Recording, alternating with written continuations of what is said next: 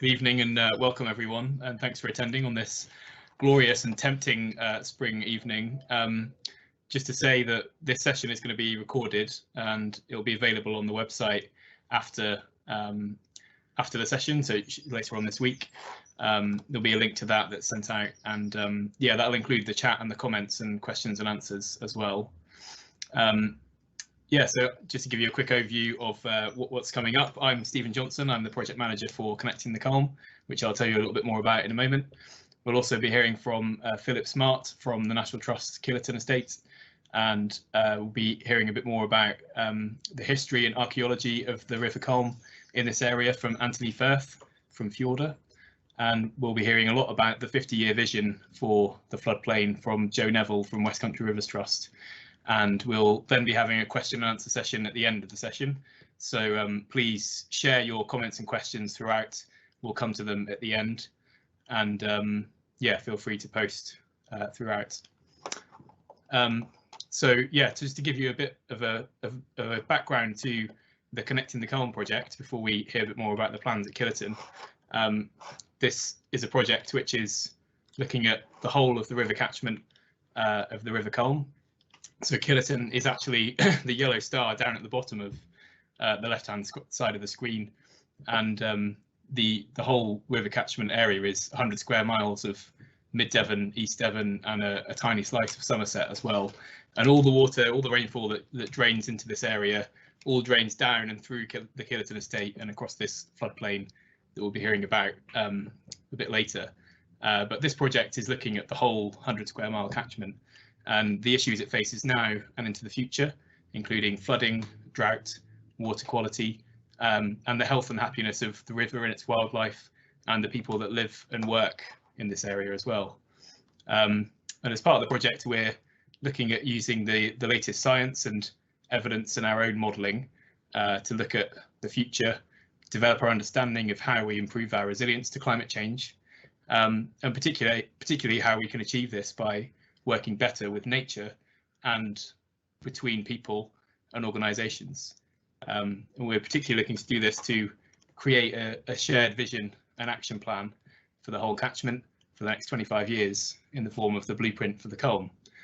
A key part of what we're working on in the short term to make this vision a reality is, as well as supporting these exciting plans at Killerton, is also working in other key areas of the catchment, especially up in the headwaters, to deliver interventions where we can slow the flow and look at working with nature to reduce flood risk and get lots of other benefits as well.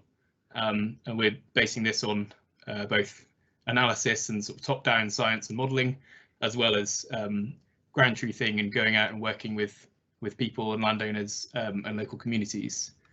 So in addition to supporting the plans at Killerton, we are working in the whole other the 100 square miles of the catchment upstream as well, to deliver real changes now and over the next couple of years and monitor how well they work.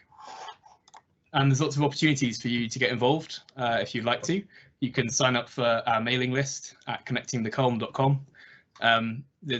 We've been through a process over the last year or so of learning from experts and doing modelling and research, and you can find out more about what we've learned from that process to understand the catchment, as well as sharing your understanding and local knowledge, and also opportunities to volunteer as a citizen scientist monitoring water quality, or as part of a Himalayan balsam action group, which is going to be launching this summer.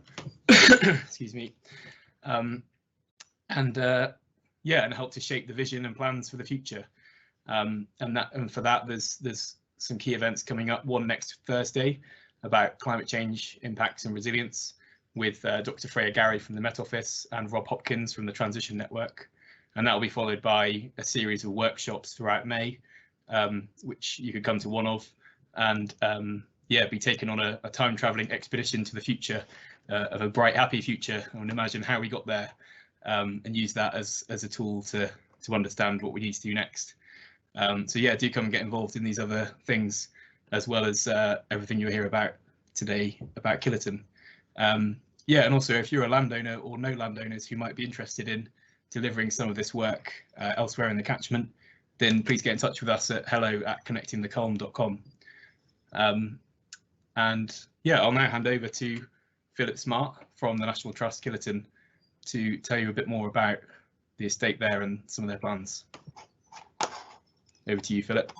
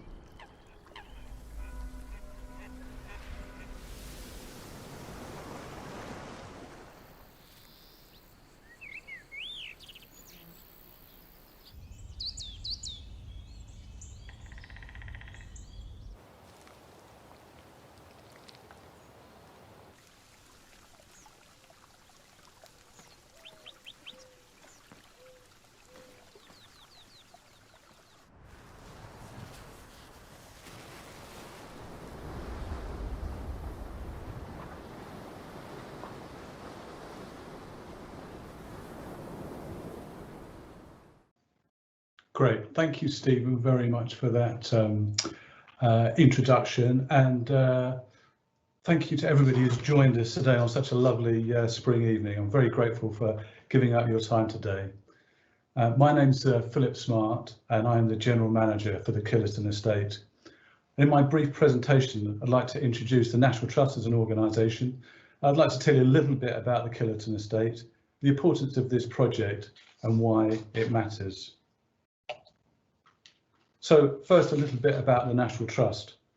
The National Trust protects and cares for places so people and nature can thrive. Many millions share the belief that nature, beauty and history are for everyone. So we look after the nature's coastline, historic sites, countryside and green spaces, ensuring everyone benefits. From wild and precious places to the world outside your window, the National Trust offers access, enjoyment and a chance for everyone to help out. Nature and the historic environment are under threat. They're essential to everyone. They enrich people's lives and are part of the fabric of society, and they urgently need more care. With our staff, members, volunteers and supporters, we are the biggest conservation charity in Europe. Everyone can get involved and everyone can make a difference. Like most organisations, we have a purpose and a strategy that guides what we do. I'm not going to bore you with all the details, but just to pick out some of the key ambitions that we've set ourselves. Responding to the crisis facing nature and climate is the greatest ambition and priority for the Trust today, and we think it's what the nation most needs from us. We're going to do more to tackle climate change by reducing our own emissions further and by capturing more carbon in our land, so that we become carbon net zero by 2030. Woodland is going to play a crucial role. We'll create 18,000 hectares of new woodland by 2030. This will mean establishing, either through planting or natural regeneration, 20 million more trees. We will create and restore 25,000 hectares of priority habitat on our land and seek to create a similar area beyond our land. By 2030, we aim to establish 20 new green corridors, big natural landscapes close and connected to urban centres, offering access to nature for all. We'll do this by building connections through estates we already look after near urban places, exploring connections via rivers and canals, and working with partner organisations. To achieve all this, we'll need to start with people. We aim to make nature accessible to everyone, to inspire more people to feel part of it, and to restore emotional connections with the natural world. Together, we will ensure nature, beauty and history are here for everyone, forever. So how will this ambition manifest itself at Killerton? This is a watercolour, circa 1860s, believed to be painted by a member of the Culm family. It's a painting taken from the Spriden landscape looking towards Dolbury Hill, often referred to as the Culm. In the middle distance to the left of centre, you might be able to pick out Killerton House. What I feel is striking about this painting is that we're looking at a much more heavily wooded landscape with individual trees, copses and belts of trees. It's still a productive landscape. There are sheep and cattle grazing. They look like they might be Highland cattle, not dissimilar to the ones grazing Killerton Park, but the pasture is rougher and more diverse. It feels altogether a more wilder landscape, one that might be more benign for nature and one that could be recreated here. The Killerton Estate came to the Trust in 1944, fuelled by Sir Richard Ackland's political beliefs. He and his wife, Lady Anne, wished to see the estate remain intact, serving its local community and enjoyed by future generations. It's a traditional mixed estate with the house and garden, now a mature visitor business, surrounded by parkland and a wider estate of nearly 6,500 acres. Across the estate are 18 farms, 250 houses and cottages, over 1,000 acres of woodland, many miles of hedgerow and 3 tributaries of the River Exe, including the River Culm. Killerton is one of the most popular pay-to-enter National Trust properties in Devon. The year before COVID, Killerton House and Garden received nearly 275,000 visitors, with a similar number to the wider estate, including locations such as Ellerhayes Bridge. As we know, our local population is growing significantly.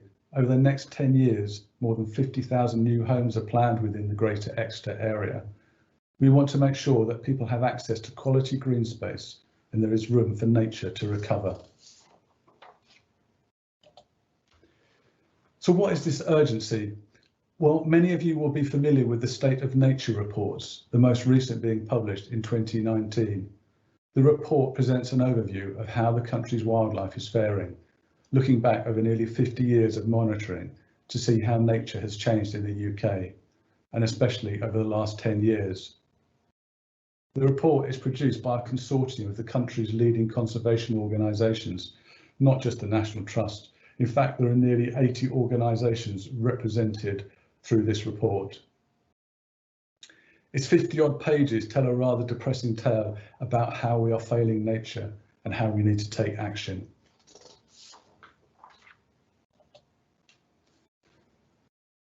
And this is just a small sample of the data contained in the report. The top graphic shows the trend in breeding farmland birds, while the bottom graphic shows insects of the wider countryside, specifically butterflies.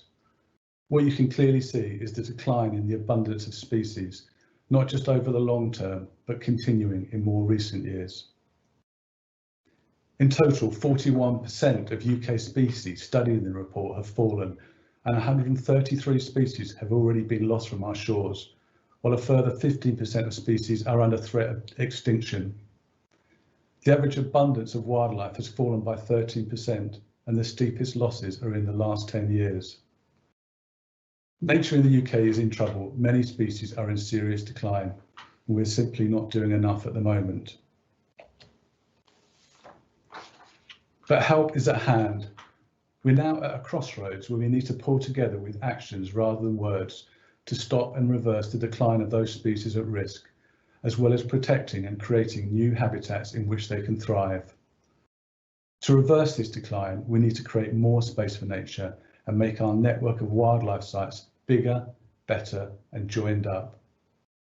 We know that given space, nature is capable of recovery, and there have been many success stories in recent years. We're all familiar with the beaver introduction on the River Otter, the water vole introduction on the Honeycutt Estate in Somerset, and the natural return of choughs to Cornwall over the last 20 years. The National Trust has been fortunate to be awarded a grant from the government's Green Recovery Challenge Fund, which is a key part of the Prime Minister's 10-point plan to kickstart nature recovery, create green jobs and tackle climate change. This fund is helping us to start the process of improving nature on and around the Culm, working in partnership with the Westcountry Rivers Trust, who are going to tell you more about this exciting project. But first, I'm going to hand over to Anthony Firth from Fjorda, who's going to explain more about the fascinating history of the River Culm.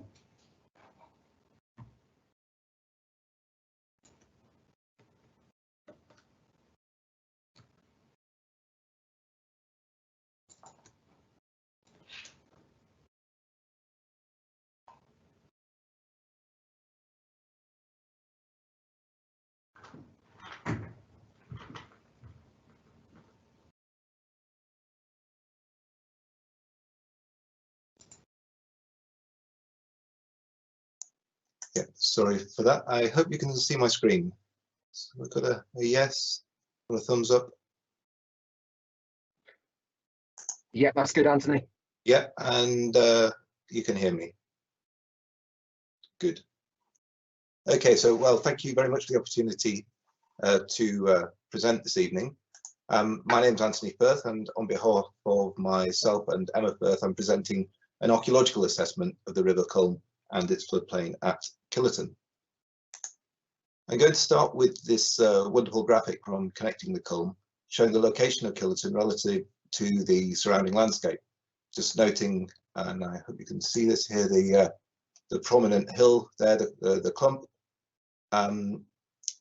dominating the valley really and forcing the river to wind around it. It takes a real kink around there. The proximity to the Exe, the main river basin there, and the lowland around it, and then in the background there you've got the sea in the Exe estuary. And over the next 15 minutes I'm going to outline the approach we've taken to understanding the archaeology and history of the River Culm and its floodplain.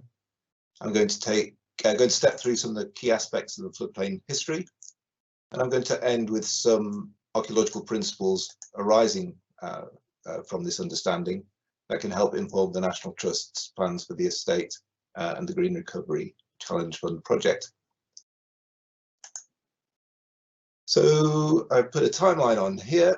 Now, people have probably been living in the floodplain of the Culm at Killerton for around 10,000 years. So we put right at the far end here, 10,000 years ago. That's 400 generations, more or less. So when our story starts, as people re-inhabited the British Isles following the last ice age, sea level was probably 75 meters lower than it is today. So the coast would have been right out in the middle of the English Channel, just to give you an indication of the amount of change that's occurred while people have been around. But ever since people did return to the Culm, they've altered the environment in which they've lived, resulting over the millennia with a landscape that we are familiar with today. And now that it's our turn to make some decisions about the Culm, if you take a peek over your shoulder and told the previous generations that have called this place home, it's quite some responsibility. The detail of when and how people changed their environment over the last 10,000 years is quite difficult to work out, but it could be really important in indicating how effective this next phase of change will be. In very general terms, the floodplain seems to have had a long period of stability from about 10,000 years ago through to about 5,000 years ago. There was then probably quite a lot of change for about 4,000 years, and then a further period of stability in the floodplain's new form until about 100 years or so ago. Now, building a more detailed picture is tricky because the information we generally have available is quite sparse, and it concentrates on the last little bit. This is when we know most. We only have detailed, accurate maps from the last 120 years. We have other maps which stretch back about twice this, to around the 1750s, like the example I've got in the background here. We have buildings, particularly bridges. They reach back a bit further to the 17th century and perhaps even the 15th century in the case of Ellerhayes. Back beyond this, we have to rely on archaeological sites, ranging from large features, such as the hill fort at Dalbury on the hill above Killerton, to small artefacts such as scatters of prehistoric flint tools. Now, part of the difficulty with archaeological material from the floodplain itself is that it's usually buried, probably by a metre or so of soil. So unlike in upland areas or in arable fields or areas where development is occurring, floodplains tend to hide their archaeology under the turf. But we can also draw on information about the environment of the past, what we refer to as paleo-environmental evidence. And this is the microscopic remains of pollen, fragments of plants and insects, traces of charcoal, and the sequence of sediment within which they're contained. And paleo-environmental evidence previously obtained by scientists from the floodplain at Killerton and elsewhere on the Culm gives us a good idea of how the environment has changed over this long period. So we've got evidence going back 5,000 years or so from the paleo-environmental side. Now, a further way we can try and understand the changes that have occurred is to look at all of these different forms of evidence together to understand how the landscape has changed overall. And this is where our work has been concentrating.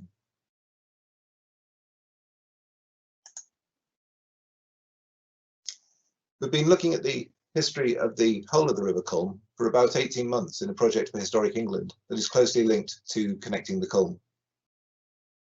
Over that period, we've mapped and recorded over 1,200 discrete areas where we can see evidence of people using the river and floodplain or modifying it to suit their needs. So here's the view of the Culm. There's a bit of a close-up, and each one of those little patches is an area where we think something's been going on historically, and we've got set about recording them. We've used a wide variety of sources, so historic maps, LiDAR data, existing archaeological and historical records, and synthesized them into this single set of outlines. And I gave an online presentation about this process for connecting the Culm shortly before Christmas. The recording's available on the CTC website if you want to, if you're interested in the methodology we've been using and developing.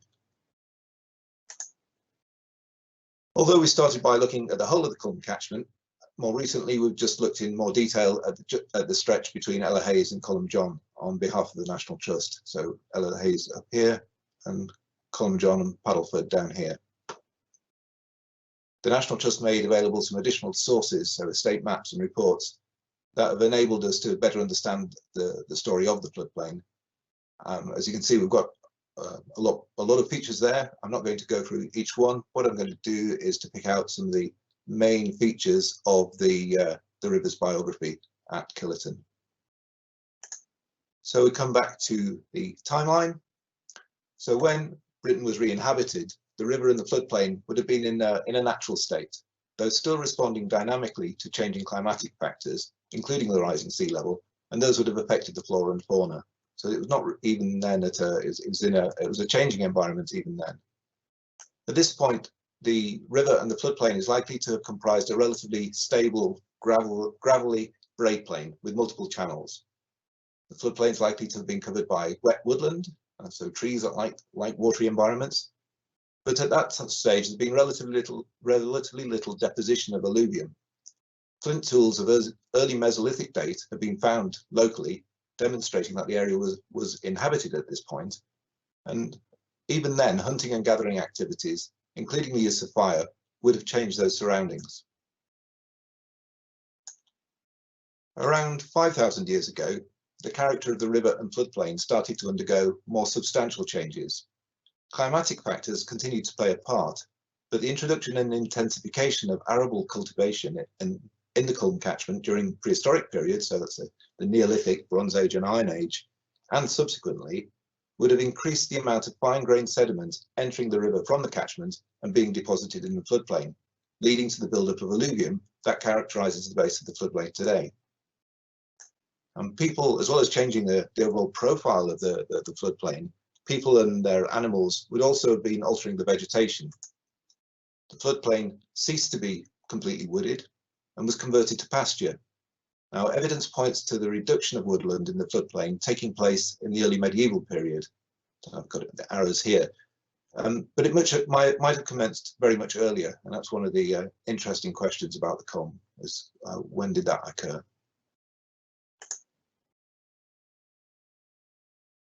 I want to move on now to the principal routes across the floodplain. Now these are, as we've already said, these are Ellerhayes Bridge up here, and down at Columbjohn, Paddleford.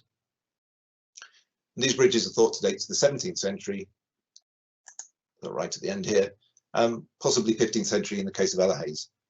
But even though that's when the bridges date to, people are likely to have been using those as crossing points for a much longer time before that. Now, the most enigmatic influence on the Killerton floodplain is Dalbury Hill Fort.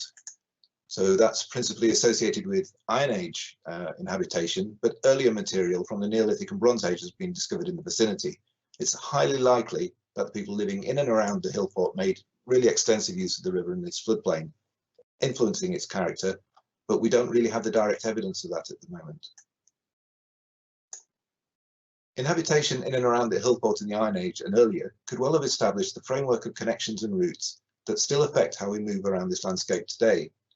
So really what I'm saying is that the structure of the landscape, what we know of it, might have really early roots in really reaching back into prehistory. And as well as the routes across at Ellerhayes and Columbjohn, evidence points to other routes across the floodplain at Columbjohn Mill. So it's around about here, probably a way across here, and then also up at Dolbury Cottages, possibly a route across here as well.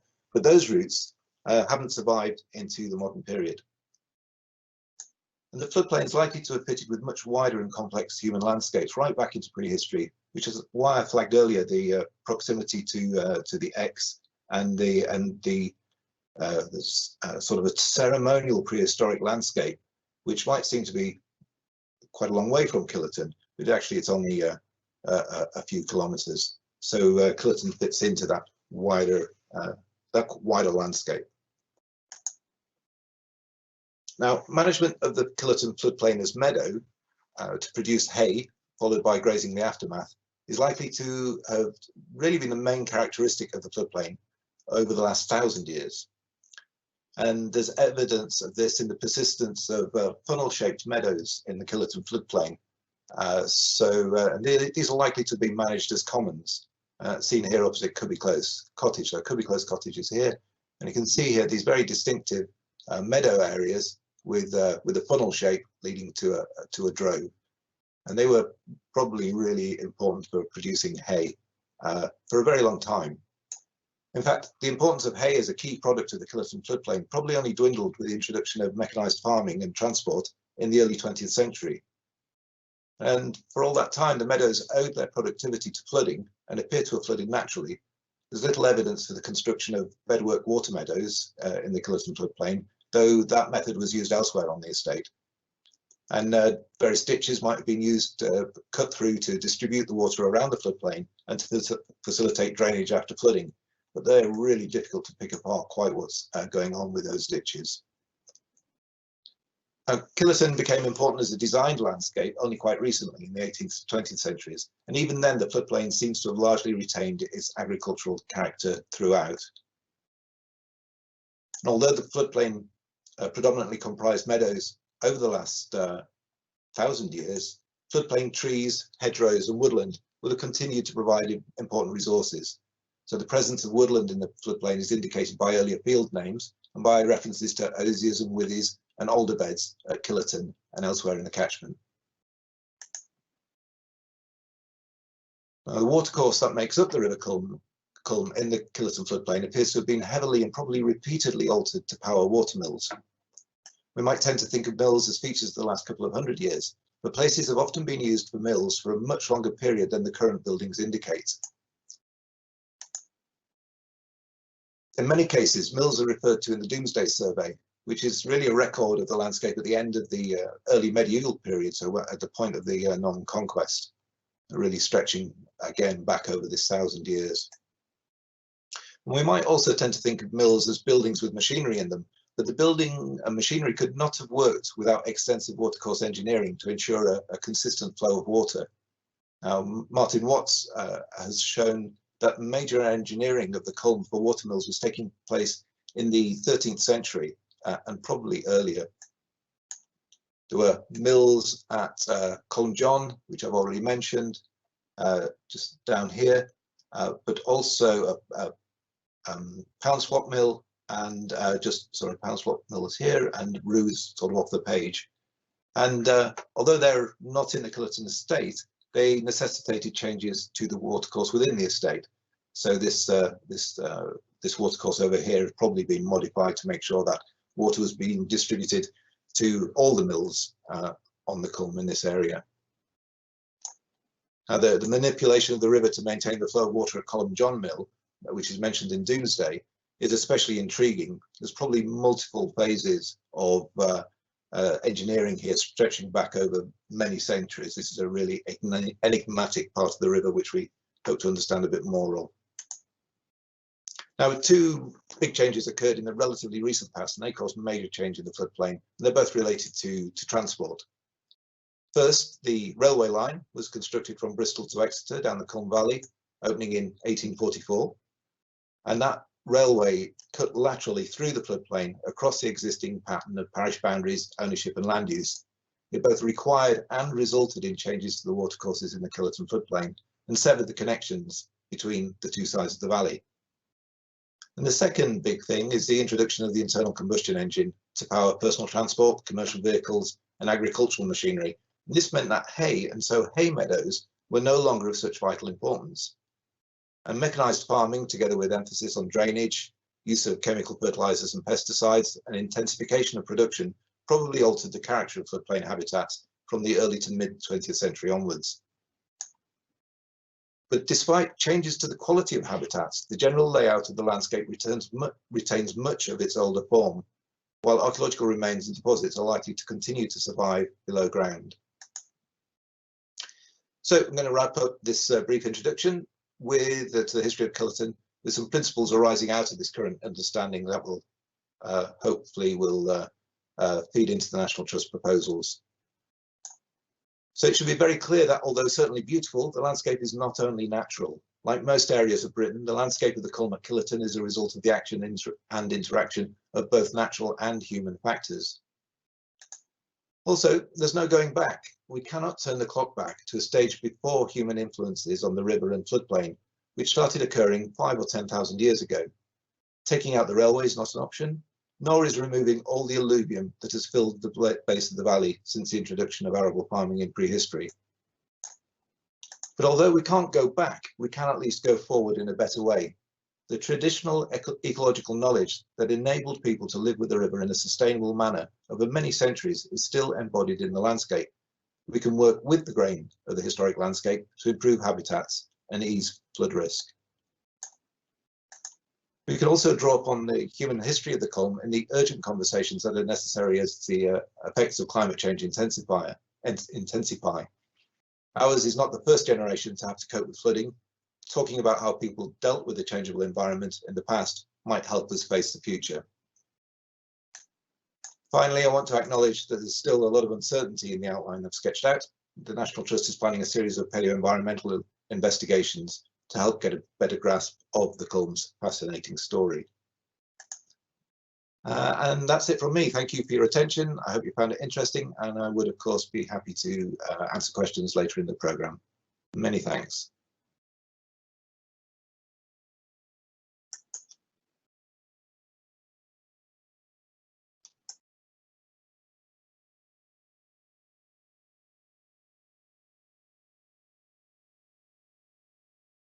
So, Joe, do you want to speak now and just check if it's working? Yes, so I'm talking now. Can you hear me? Yeah, I think we can all hear you. Okay, Joe, over to you. Right, hello everyone, and thanks very much for joining, like everyone has said ahead of me. It's really great to be able to share some detail about this project with you. And I, yes, totally appreciate that, you know, it was much easier earlier in lockdown. Now I'm up against beer gardens and hairdressers. So, yeah, so thanks everyone. Do really appreciate you spending some time with us to run through this project tonight. We've been having the joy of technical issues as always. So, yeah, I'm over the phone and I'm hoping that someone is moving my slides along. So, yeah, hopefully you can see what I'm talking about, but I'm sure someone will shout at me if not. So yeah, Paul, if you can go on to the next slide. So yeah, just a little bit of background about me. So I work for Westcountry Rivers Trust. We're an environmental charity. We've been running for over 25 years now throughout Devon and Cornwall and into sort of Dorset and Somerset. We're under the Rivers Trust umbrella, which covers the whole of the country. We are river focused, but our work does encompass everything that affects rivers. So we have a, you know, kind of really wide whole catchment view. We do all sorts of things, land management advice, soils, alongside the kind of in-river and fisheries work, habitat enhancements. We do monitoring, we do data analysis, and also get involved in education and community engagement. So it's been really great to get people from all different aspects of that involved in the plans for Killerton, and also people from all the different kind of partnership organisations that we've been working with. Next one, Paul, please. So I know that you've already had a little bit of the background earlier from Philip today about why we want to do some work for Killerton. I think, well, I hope that few people would argue that about the biodiversity decline and the issues that nature is up against these days, and obviously rivers have not escaped that. There was a report in February 2021 issued by 16 global conservation organisations called The World's Forgotten Fishes, and that outlines the global populations of freshwater fish are in free fall, huge populations right across the world, and those also we've not escaped them in the UK.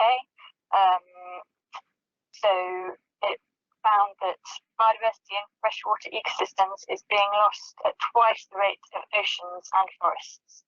We've lost sturgeon and we've lost burbot, salmon are disappearing, and European eel are critically endangered. So on the Killerton site, we have this beautiful River Culm running through, about 3 kilometres of it, which meanders through the site. And rivers provide a perfect opportunity for dynamic and diverse green corridors and networks that run right through the landscape. There's huge potential for habitat and wildlife, also connecting people with nature, or encouraging natural processes to help with all the things that are going to come alongside with climate change. So it will help with carbon sequestration, water retention, water quality, biodiversity, and it's a really fantastic opportunity to work at this scale and with such amazing and enthusiastic partner organisations. Next one, please, Paul. So I'm sure probably lots of you know the site really well, but this just gives you a little snapshot of some of the things that we're looking at. So obviously the site already has some habitats on it, and it does already support a lovely suite of wildlife. So we know that there are otter on the site with a huge different range of bird species and mammals, but there's definitely room for enhancement and to provide habitat for a much wider range of species. So you can see from some of these photos, it obviously looks really lush and green, but it also looks pretty flat and boring from a kind of ecology point of view. And this kind of lack of diversity in species and structure limits the value of some areas of the site for wildlife. As many of you will know, it does flood very regularly, and quite intensely, but the waters do drain very quickly away from the site. Next one, Paul. So we've kind of put our heads together and had a look at what's happening on the site and come up with our sort of overall thinking and our vision. We've called this our 50-year vision. Obviously, this is not exactly what the site's going to look like in 50 years, but it just kind of sets the stall out for what we're trying to achieve and what we're working towards, and we'll see what happens along the way. I think it'd be quite interesting to watch. So the overall aim is that we want a site to be much more diverse. At the moment, it's really dominated by pasture. It's got these lovely little blocks of kind of snippets of wet woodland and bits of hedgerow in.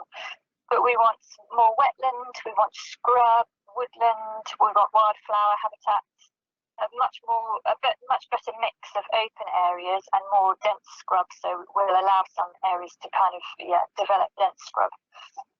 It's obviously got links into Parkwood, which is another part of a slightly separate project where this is going to be gradually converted from coniferous to deciduous on this lovely ancient woodland site. So there's huge potential for habitats and wildlife, but like I said earlier, also all the other things that come alongside that. So connecting people back with nature, encouraging natural processes, climate, carbon sequestration, water retention, biodiversity. And Paul, if you click through these, then you can see it kind of the gradual change and what we're looking to achieve through these years. So you can see the habitats kind of changing colour, changing structure, bringing some more wetland through there, and generally a lot more diverse with lots of more pockets and little refuges for different types of wildlife. We've got some wildflower meadows in there, it's great, and I'll talk a little bit more about that in a minute. So as I said, it is just a vision. This is not exactly what it's going to look like. Nature doesn't tend to work in that way. So it will continue to develop through the years, and it will definitely be dynamic. So we've had a chat about what do we call it? Is it restoration? Is it recreation? Is it enhancement? It's not really. It's a change. We're going to give it a nudge. We're going to give it a start. Work towards increasing diversity and see where we get to. And under this project, the Green Recovery Challenge Fund project, we're going to kick off the first phase, which we will deliver by March 2022. Next one, please, Paul. So we've had a brilliant artist, Roger Worthington. He's sketched out some of these for us because I tend to ramble and talk and get a bit excited, and it's much easier to see it in some of Roger's lovely drawings. So we've kind of cut cross sections through 3 different areas of the site, which have all slightly got their own sort of characteristics. So this one is the eastern section, which is what I call the Ellerhayes end. So if you know the site, there's a little car park down there, nicely access up along the track, and you can see down over this lovely green field at Ellerhayes. So here we're looking, like I said before, to increase structure and species diversity. So that's going to include creating areas of wildflower grass, and there's a lovely slope up above the floodplain. We're going to be using some green hay from some species-rich donor sites to try and increase the species and get some wildflowers coming through in that section. We're going to have scattered native tree and scrub planting, and we'll also look to bring in some larger kind of standard trees to give some immediate impact in this area.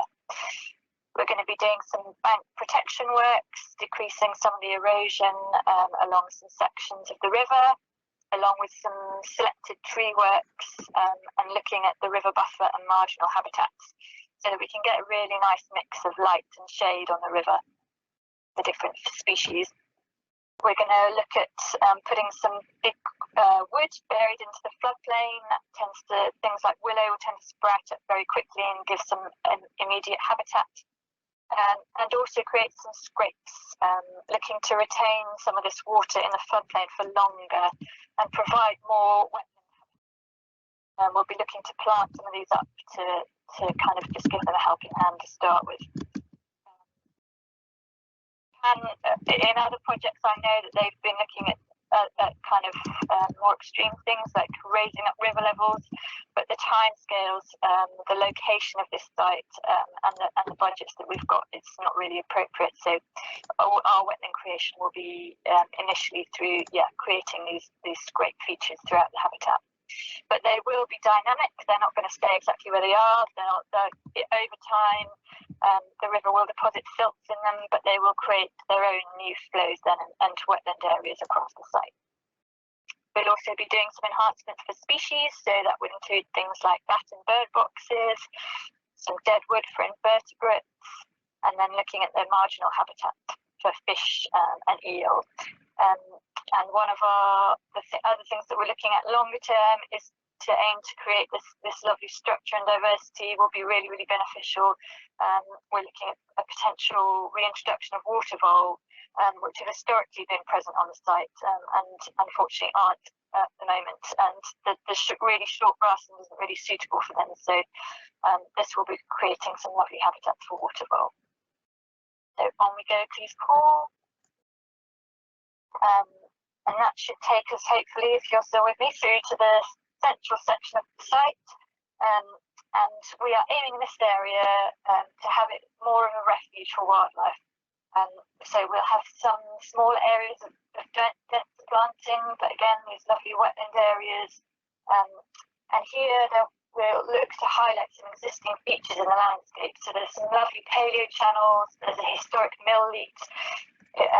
We can create dig out some selected sections of these to give some standing water, and then just show the curves in the landscape with some marginal planting and wetland planting.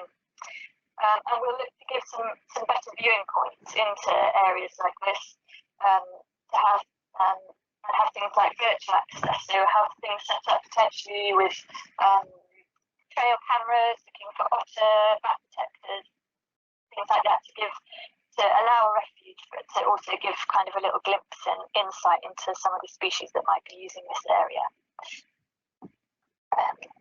And then I know that Roger's drawn a lovely stalk in there for us, so that's the hope that you know, as species establish themselves throughout Devon and throughout this area, that they will find some habitat on this site. So then, if we move on to the western section, so up at the Columbjohn end of the site, we'll look here for the habitats to be a bit more open, so retaining this kind of more parkland feel with big mature trees, which complements the existing setting as the seat of the family. And here there's opportunity for things like floodplain meadows, hay meadows, and enhancements to the existing ditch network. So slightly more managed land, but in keeping with the kind of feeling of the area. If we move on to the next slide, this is just a zoomed in shot just to show some of these existing features. So in this field, hopefully you can see some of the lovely curving lines of the old mill leat. And here, like I said before, we'd look to highlight these through selective deepening. So we'd have pools along the length of it, and planting along to some marginal and wetland planting, retaining those lovely big oaks in the centre. Then if we move on to the next one, this is a video which hopefully Paul can set playing. So this is towards the Ellerhayes end of the site, if you're following me.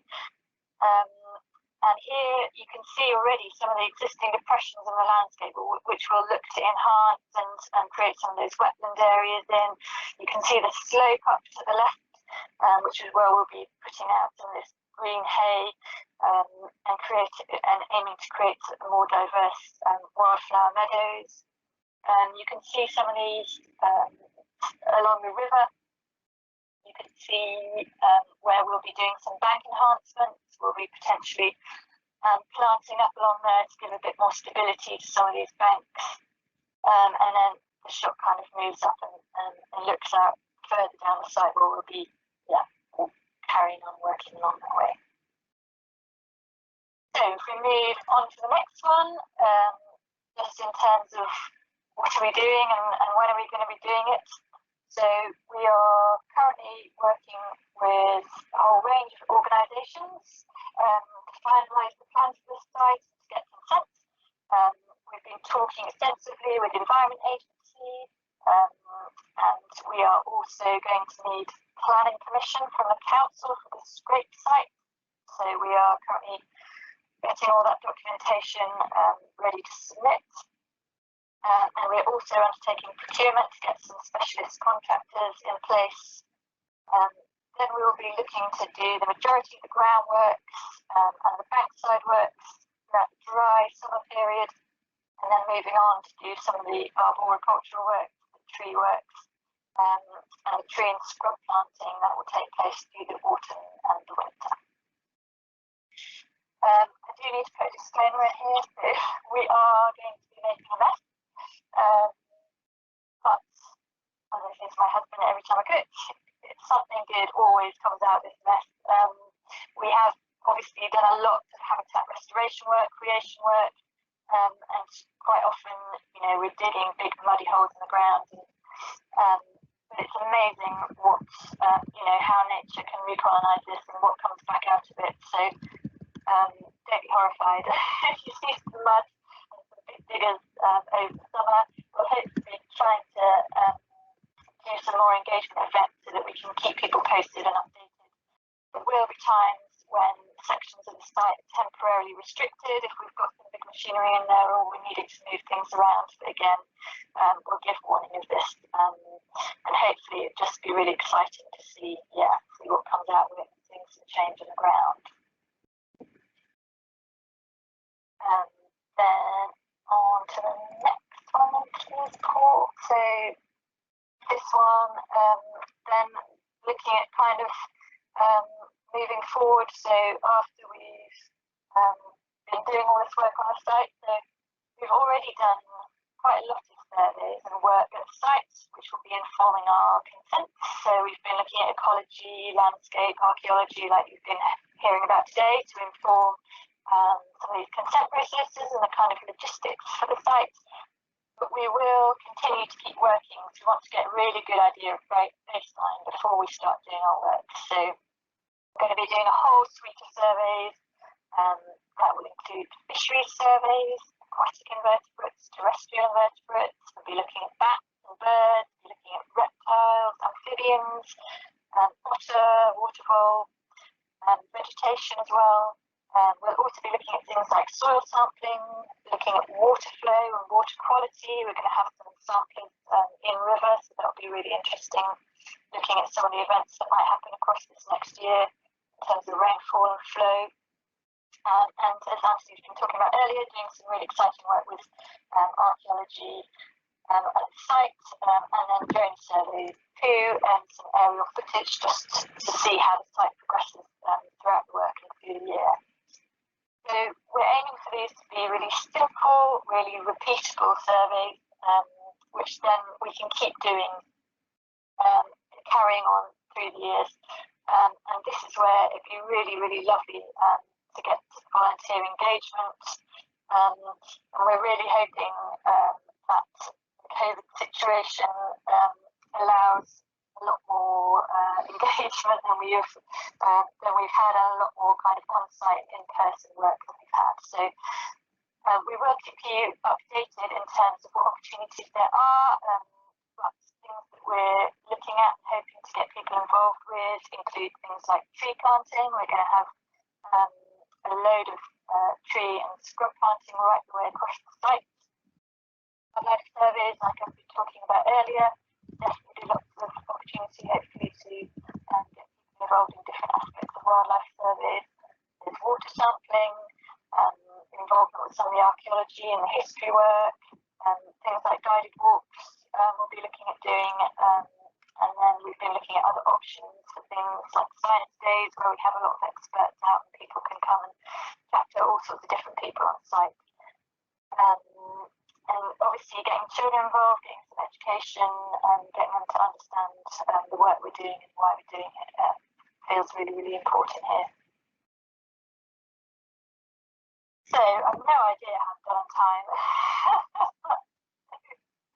I don't think I'm going to we'll see. But yeah, it's very odd talking into the ether like this. So if there is anyone still out there, thank you very, very much for listening. Really hope that's been some use to you. And if you do need any more information, then please do contact National Trust, Connecting the Culm, or contact myself at Westcountry Rivers Trust. We will keep you updated, and yeah, we'd love to have you along on the journey. It feels really, really exciting that kind of this is the start of something, and it'd be lovely to see the change that happens right the way across the site over the coming years. So I will now pass you back into capable hands of Stephen. Hopefully, yeah, if there's some questions, then yeah, there's a few of us on hand to answer some of those. Thank you very much. Brilliant. Thanks, Jo. Thanks for wrestling with the technology, and yeah, we could still hear you quite clearly. So yeah, well done. We got there in the end. Yeah, thanks for sharing that. It's amazing to see some of those visualizations and the aerial footage. It's great to get an idea for the for the context that we're talking about. So we've now got a few questions that have already come in. If you type into the Q&A tab, you'll be able to submit your questions. And we've already got a few, so I'll move straight on to some of those. And yeah, on the panel we have Jo from Westcountry Rivers Trust and Anthony from Fjorda, you both of which have just spoken, as well as a few different colleagues from the National Trust, both locally at Killerton, and some of their specialists from across the national team as well. So one of the first questions that came in is a question for perhaps both Anthony and Joe, have you, oh sorry, Anthony first actually, a question for Anthony. So have you examined field names as part of your archaeological investigations, and looking at records that show early medieval systems in the area, which indicate that it wasn't just used for hay production? So some of the other findings, I suppose, of from your work. Yeah, so I'm struggling to get back up to that first question, but so yes, we have looked at field names. So the field names are mainly from the tide map and from some of the estate plan. So yes, we have looked at those. So yes, those are sort of incorporated into the assessment. Obviously, I've had to go quite quickly over quite a lot of ground there, but there is more detail in the assessment and the work that underpins that. In terms of the use of the floodplain, and most of it from the sources that we have is for pasture or meadow. So the arable, so if you like, field systems, earlier field systems, are not on the floodplain itself. So there's some up behind Cubby Close Cottage, but out of the floodplain. So and I don't recall seeing any historic environment records within the floodplain that we're looking at where it says that there's early medieval field systems there. But if you want to send us in the reference, then we obviously will double check that. I hope that is satisfactory. Okay, thanks. Yeah, thanks, Anthony. And yeah, on a similar note, we had a question from Simon as well, who asked about how the archaeological work has changed or influenced the ecological vision that Joe has presented so far. So yeah, I don't know if Anthony, you've got anything to say to that. If not, we'll go straight to Joe. Yes, so at the moment we're still sort of feeding information in, and including there's a commitment there to carry out some further paleo-environmental work, which will feed in also. I think what we're trying to do really is to provide that broader context to how people have lived in the valley and used the valley, and provide that as a background to placing the ecological proposals, the habitat proposals, and also to as a background to the kind of public access and so on, that and letting people know how that environment has developed over time as well. Yeah. Okay. Thanks for that. Joe, is there anything to add to that from Anthony? If you're still there, I guess it will need to be via Paul's microphone. Yeah, can you hear me, Stephen? Yeah, I can hear you now. Thanks. Thanks. Yeah, this is a joy. Yeah, no. So I couldn't quite hear everything that Anthony was saying, but yeah, it's been really interesting actually working, really closely together. So we did kind of have a question at the start, to Anthony. Well, if we're looking at if there are paleo channels on the site, and they've got, good potential for archaeology, do we need to avoid them, or, is it nice to try and open some of them up and have a look at it as we're going? And it's been really nice to know that actually, we don't have to totally avoid these features, and that we can use them and we can kind of showcase some of that history through the site. So like I was saying, a little bit of planting along them can showcase where some of these features used to be, and that's really, really interesting. And it is nice. They are existing features. You walk across the site and you can really see some of them in the landscape. So just opening up little sections of those will make a big difference. And but yes, we have been working really closely together. It's been really, really fascinating having some of Anthony's input into that, and hopefully together we'll come up with a nice something that showcases the sites, and also kind of enhances the ecology at the same time. Yeah, thanks, Joe. And yeah, just to add my thoughts as well in terms of the wider catchment and the sites that we're looking at further upstream. Yeah, it's been really interesting to have Anthony's 1,200 or so features that they've identified in and around the river, and Anthony on hand as well to provide some technical input to some of the work that we're doing to work with nature for elsewhere in the catchment, not just at Killerton. So yeah, let's second that. Great. The next question is from Dell, and it says the footpath which crosses the main railway seems or is very dangerous in this day and age. and it would seem to be scope for a revised footpath connecting with Silverton, perhaps running to the immediate north of the railway near the Ellerhayes village end and then running across the field boundaries. Could this be part of the future vision? So I know, yeah, Joe, do you want to reflect on that, or should we pass it over to Alex or Paul from National Trust? I'm actually wondering, Stephen, if that isn't a good one for Richard Jackson. Yeah, Richard, are you on the line? Are you able to respond to that one? Yep, I'm on the line. Can you hear me? Yeah, that's great, thanks. Yeah, so I think access is obviously vitally important here, and everybody that knows the site can't fail to recognise how important it is for people, both local and visitors from further afield. And yeah, you're right, access and the provision of access is something that we will look at as part of the project. We haven't got any firm plans as yet, other than we want to listen to what people want. We know that there's a large demand for both formal and informal access to the site. Yeah, I think Network Rail are a partner, so we have engaged with them at various levels throughout the course of getting to this stage in the process of what we've been able to show to you this evening.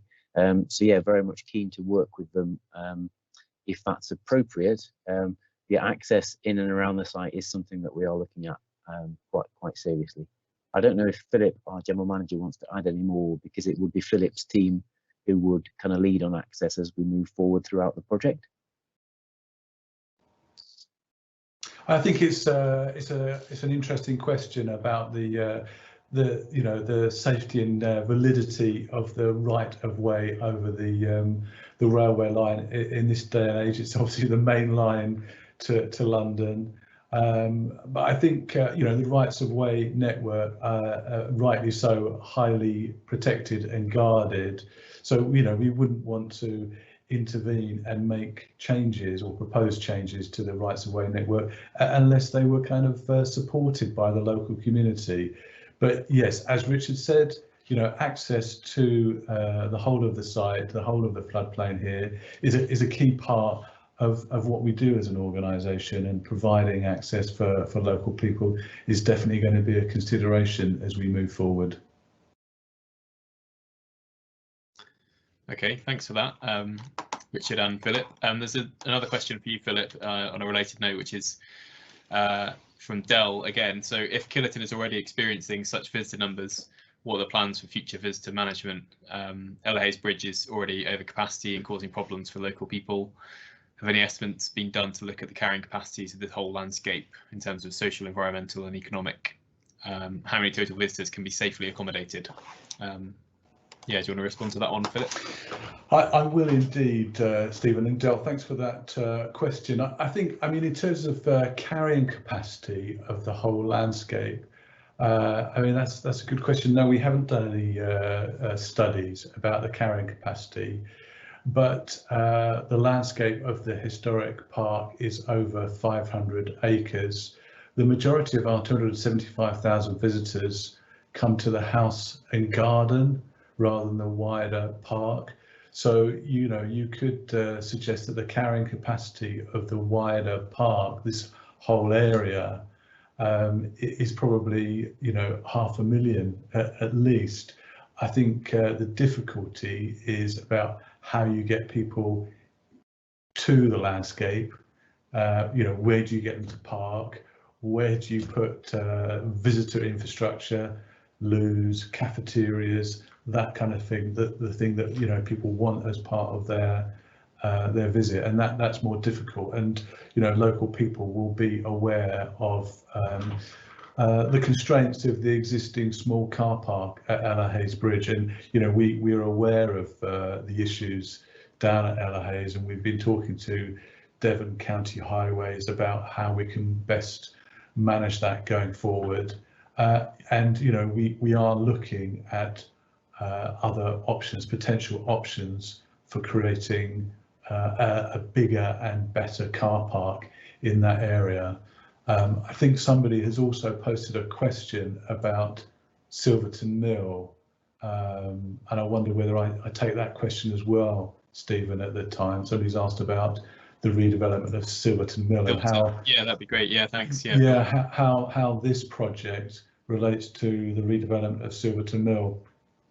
And yes, of course, through the excuse me, the Broadcliffe Parish Neighbourhood Plan, we've included Silverton Mill as a potential site for redevelopment.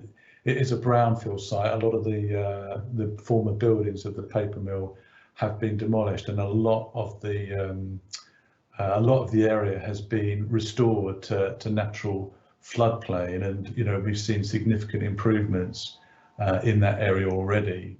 Although there are still some buildings to be demolished, and there is a portion of the site that is capable of being developed. So at the moment there are no planning applications. It's merely about the principle of establishing development at Silverton Mill and bringing forward potentially a mixed-use scheme that would involve some commercial buildings, some recreational uses and facilities, potentially car parking and other kind of supplementary businesses. But at the moment it's very much about establishing the principle of development there rather than any planning application per se.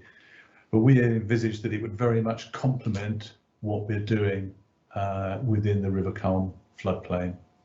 So I hope that helps to answer those questions. Yeah, thanks very much, Phil. Great, there's another question here from an anonymous person. So they've said, the plans look really exciting. I just wondered whether you were also in conversation with Network Rail and their plans for flood mitigation upstream at Heel. They're planning a hard engineering solution there, which was previously proposed, and how will that impact your plans? It'd be amazing if your plans could be joined up with their proposals further up the river catchment. So I can begin to answer this, but perhaps Joe or Richard might be good to come to you afterwards as well. Richard, I know you just mentioned that you have engaged with Network Rail in the process so far at different levels. And yeah, so firstly, just to say from the Connecting the Culm, so the wider catchment point of view, we have been engaging with Network Rail and their plans for Heel, and yeah, and also what's possible elsewhere and upstream in the catchment, because there is a Network Rail design which has been proposed at Heel previously to address the flooding of the main line just south of Tiverton Parkway, between Tiverton and Exeter. And there is lots of opportunity to work with nature and work with landowners and communities upstream to reduce the risk of flooding there before or alongside a hard engineering option. And that is something that we are continuing to look at with Network Rail.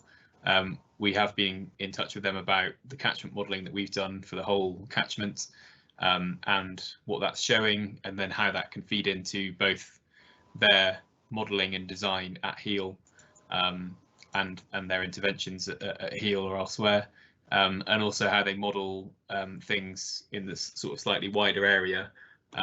So also looking at working with Mid Devon District Council on their strategic flood modelling, and with Network Rail on their assets downstream, because they've also done a lot of work downstream after the Culm joins the River Exe. They also have assets at risk down at Ellerhayes Bridge near Exeter St David's. So yes, it is something that we, as the Connecting the Culm project, have been engaging Network Rail on. We don't have any firm plans currently. We've had some really positive discussions and input from them, but it's something that I'm continuing to work on. And then Richard, I don't know if you wanted to add anything from specifically from the Killerton and National Trust point of view. Yeah, thank you, Stephen. So so the National Trust have been a partner of the Connecting the Culm project since its commencement. So we've been involved in those discussions too with Network Rail. I think it's safe to say that the main, so obviously if we're lucky enough to be able to progress our vision and deliver what we would like to, there will be some flood and water risk management benefits, but the majority of benefit from our scheme will be for natural environment, for people and biodiversity. So we're not coming at this purely from a natural flood management perspective. So I suppose that's the first thing to note. Obviously, Network Rail need to be involved in all of the discussions, primarily because we have got mainline railway running through the floodplain. And as I said, we have been engaging with them at various levels throughout the project, trying to get them to kind of commit to something. It is increasingly difficult, but it's something that we are quite keen to continue to plug away at to see if we can get them fully on board with the project. I think it will open up lots more opportunity elsewhere. They can see the kind of benefits of this natural system. So yeah, no firm plans as yet, but as I say, they've been involved, or they've certainly been consulted in everything that we've done so far. Great, thanks, Richard. Okay, so then there's a couple more questions here which are probably best taken by you, Joe, if you can be on the line. First one is from Simon, who's asking about how soil analysis has led into the designs of the interventions in the floodplain. And then following on from that, there's another anonymous question. Someone saying these are really exciting plans, very inspirational. I'm interested in how the scrapes will work. You mentioned that floodwater drains quickly, suggesting the soils are well structured over gravels. No doubt with land drains and ditches to assist the drainage. Will you do any work to break up the drainage systems, raising ground levels and helping retain water after flooding? So yeah, Joe, are you able to expand on those points about the plans within the floodplain, please? Thanks, Stephen. Yeah, okay, right, so first one, soil analysis. So yeah, that's been really interesting actually, and again really helpful. So we've done a couple of bits of work, or they are ongoing, and one is to look at yeah, the soils in the floodplain itself, and I guess they kind of link together, these two questions almost. So we've been doing some analysis looking at the types of soils that we've got in different areas of the floodplain, and the depths of the water table, because there is obviously existing water table. There is also runoff comes in surface water, kind of not surface water, but through flow comes down the slope from Park Wood. So it is fed from a couple of different water sources. So what we're looking at, and that soil analysis has helped us to see where we should position the scrapes, and the kind of the depths and the cross-section sort of details of those scrapes. So what we're looking to do is have some kind of deeper, sort of almost sump areas, where we will be touching the existing water table depths. And so we're hoping that those will provide areas, kind of pools of water that will be probably not permanent in really dry weather, but sort of semi-permanent and will hold water for much of the year. So they'll be brilliant for sort of, yeah, lots of different species. And then we'll grade the scrapes up, so we'll have some, so they will just hold water kind of for slightly longer after the flood periods, and they'll sort of be more marginal damp wetland habitat.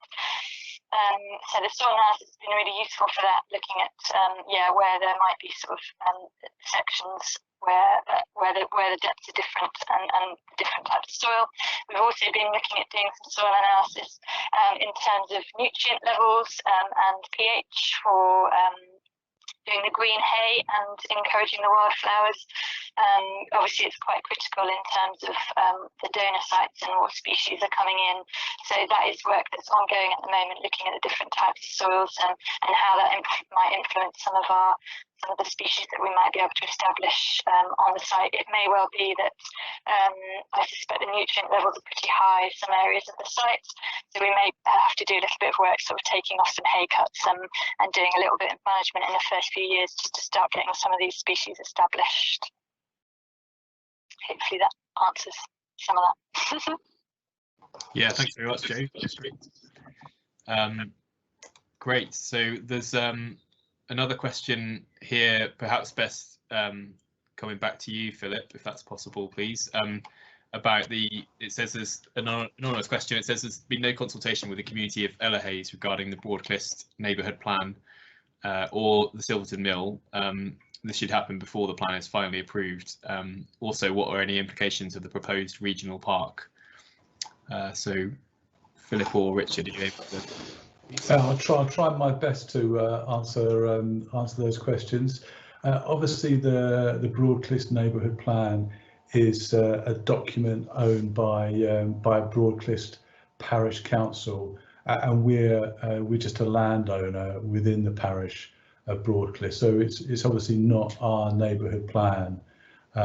We have contributed to the neighbourhood plan, and it has been on consultation. It was on the Broadcliff website, and there were events that were held in the parish of Broadcliff promoting it. But what I can do is that I'll take the point back to the parish council and ask them to consider that in terms of consultation with neighbouring parishes. I think that's a good point.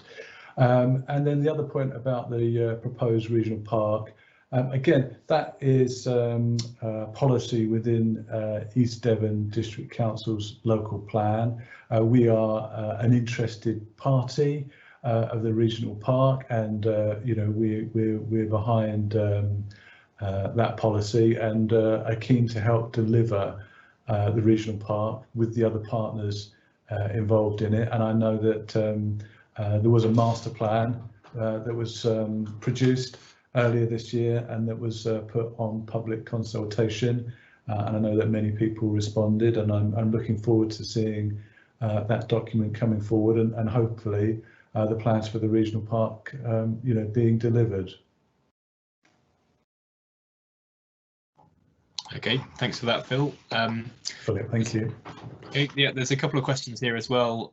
One from Brian, who's asked about a change in river levels and route at Cubby Close Cottage, which is a property sort of, well, I suppose in the heart of the floodplain on the National Trust side. So he's just asked about if there will, as part or during or after the project, if there will be any change to the level of the river and the route which runs close to his house, the bottom of his garden.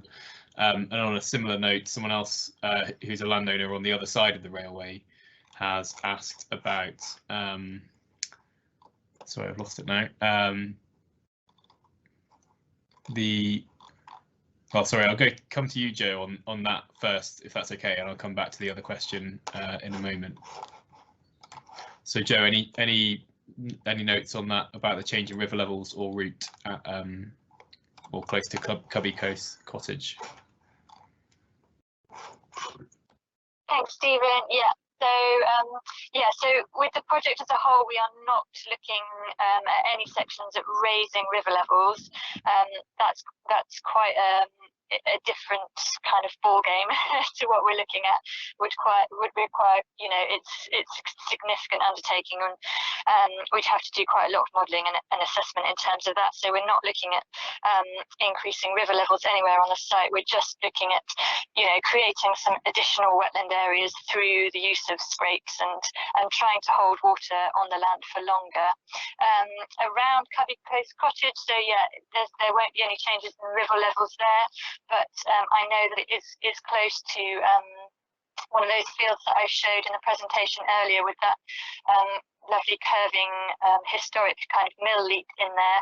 So that's where we'll be looking at doing a few of these wetland areas, so little kind of pond areas within that, and some selected kind of planting through to show up some of these lovely lines in the landscape. So yeah, in terms of kind of potential sort of flood risk or anything like that, it will certainly be holding water in the wider landscape, but it won't it won't have any impact on properties or infrastructure like the railway line.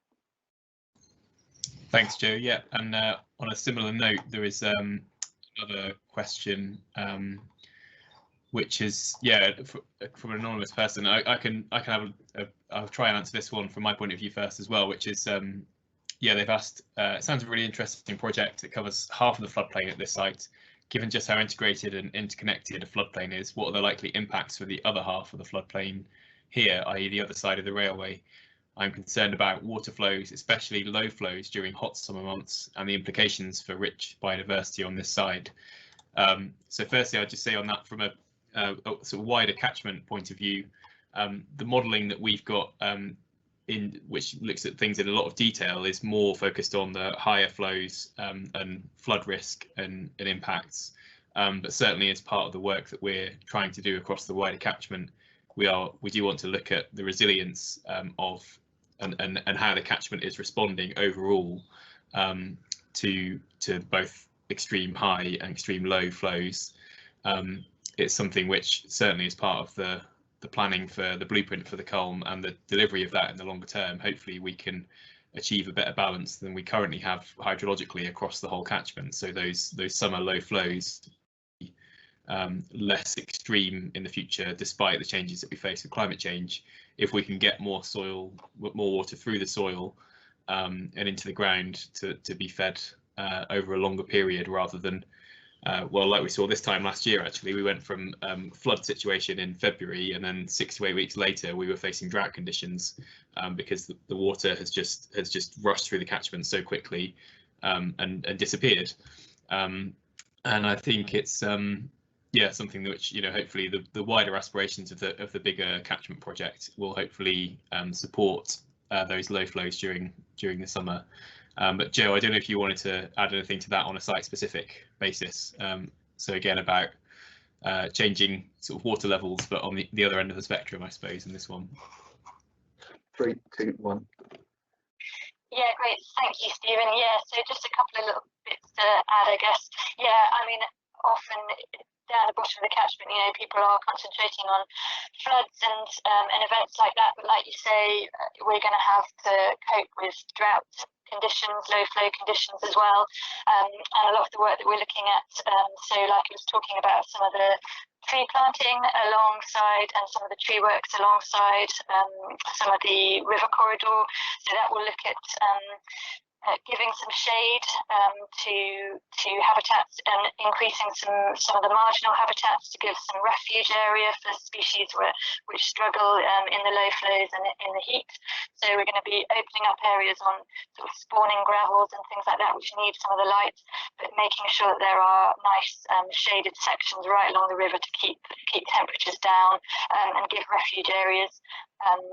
Create some kind of marginal backwater habitats, which are really, really important when flows are low. And also in terms of working to decrease some of the erosion along some of the banks will also help limit silting, and that's another has an impact in terms of when the rivers are low. If there's a lot of silt in there, it can create issues. And also, yeah, definitely the activity. This is so important when we're talking about creating some of these corridors and habitats. It is really, really important wherever we can get them joined up. That obviously hugely increases the benefit of it. And I know that the National Trust are already sort of talking about looking at adjacent landowners and connecting up with other partner organisations and people where we can be increasing the impact of this project. Great, thanks, Joe. Yeah, and then on a related note, I suppose there's someone else has asked about what the timescales were around reintroducing water voles. So I don't know if you have anything to say on that. Okay, over to you, Joe. Yeah, thanks, Stephen. So yeah, I mean, that would be absolutely wonderful, I think, if we can start getting water vole back into the landscape. Obviously, they've had a rough time, and they definitely were good populations historically through this area, so it'd be lovely to get them back. We are starting to see some reintroductions throughout different parts of Devon now, so they are sort of coming back into the county.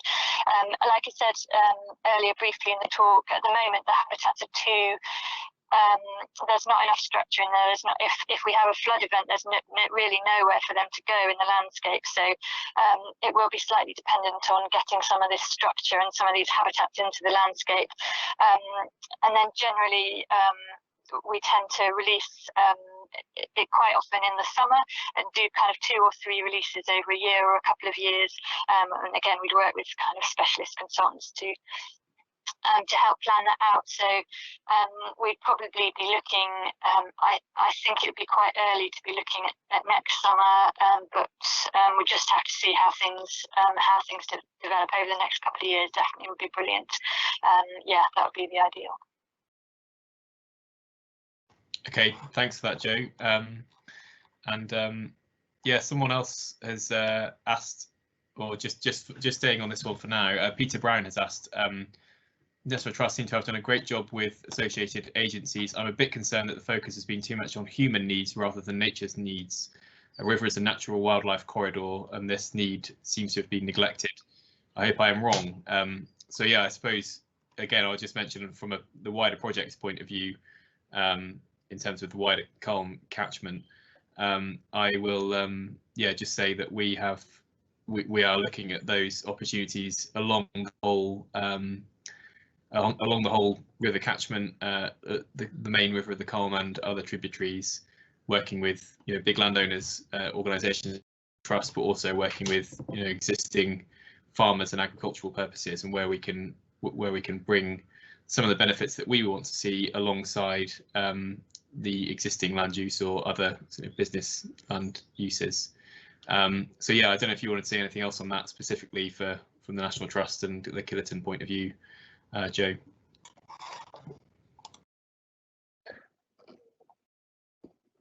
Stephen, just wondering if maybe Philip or Richard wants to answer that.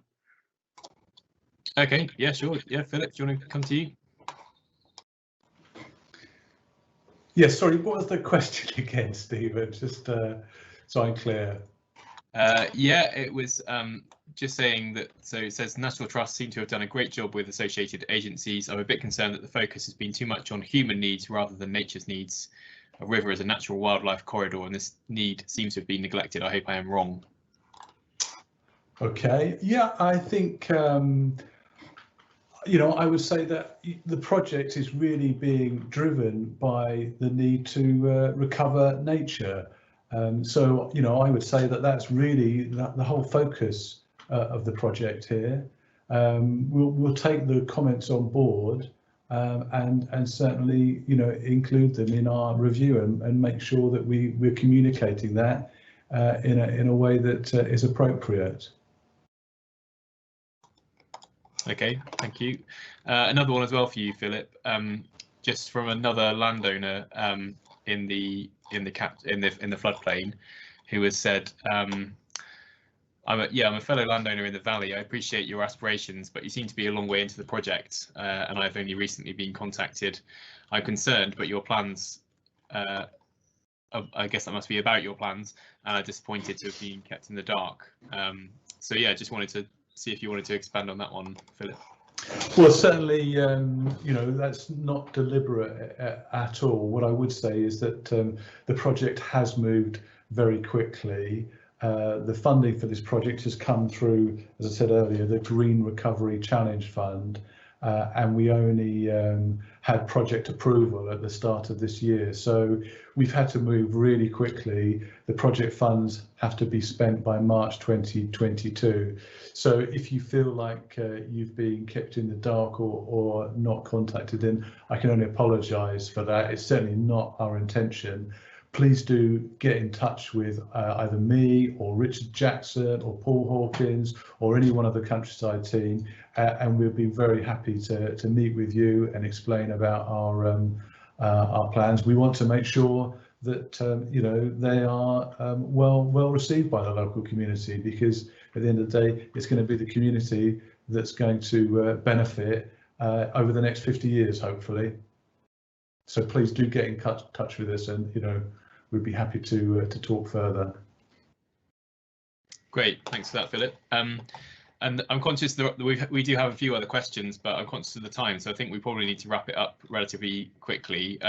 If there are other questions that the National Trust or other members of our panel can respond to offline, then we'll do that and make those public as well, over email and on the website. So just two last ones. First one, next up was from Lucy, just asking if there were opportunities for local people to volunteer, for example, planting trees. So yeah, just on that one, Joe, I don't know if you wanted to say. Oh, sorry. Well, I'm unmuted, so I'll come in there quickly if I may, sure. Stephen. And I would say, yeah, absolutely. We would dearly love the local community around Ellerhayes, Silverton, Bradnich, wherever, to come forward and get involved with the scheme. Definitely tree planting opportunities. That's going to be right on the top of our agenda for this coming winter, November, December. Yeah, really looking forward to organising those tree planting events. Yeah, thanks very much, Philip. And yeah, I'll just say as well that we do have other opportunities as well for people to get involved in the Connecting the Culm project, both, as I mentioned earlier, as citizen scientists to monitor water quality, or to be involved in pulling up Himalayan balsam in the catchment, starting up in the headwaters, as well as yeah, hopefully lots of other in-person events and volunteering opportunities after COVID. So hopefully lots more events focused in the Killerton floodplain and related to this project. But yeah, as well as others across the catchment. So I think there's just, yeah, the one last question was about slides and if these are going to be available. So I'll just say that, yeah, both the recording of this event and the slides will be available on the Connecting the Culm website, and also at this page. If you Google Green Recovery Killerton, this is the first page that comes up. And yeah, both the outputs of this event and further updates as the project progresses will be updated on that page. So do keep an eye on there. So yeah, I just, given the time, I think I'll just wrap up there and say thanks very much to all of our presenters and attendees as well for joining us this evening. So I hope you agree, a really exciting opportunity and future for the floodplain at Killerton, and hopefully lots of opportunities as well for people to get involved and yeah, and enjoy this space in the future. So yeah, do keep an eye out on this page that you can see on the link here, as well as yeah, signing up to the Connecting the Culm mailing list and getting in touch with the team at the hello@connectingtheculm.com email address if there's anything you'd like to find out more or ask any questions of the wider project in catchment. So yeah, thank you again for joining, and look forward to seeing you again, hopefully in person soon. Thanks very much.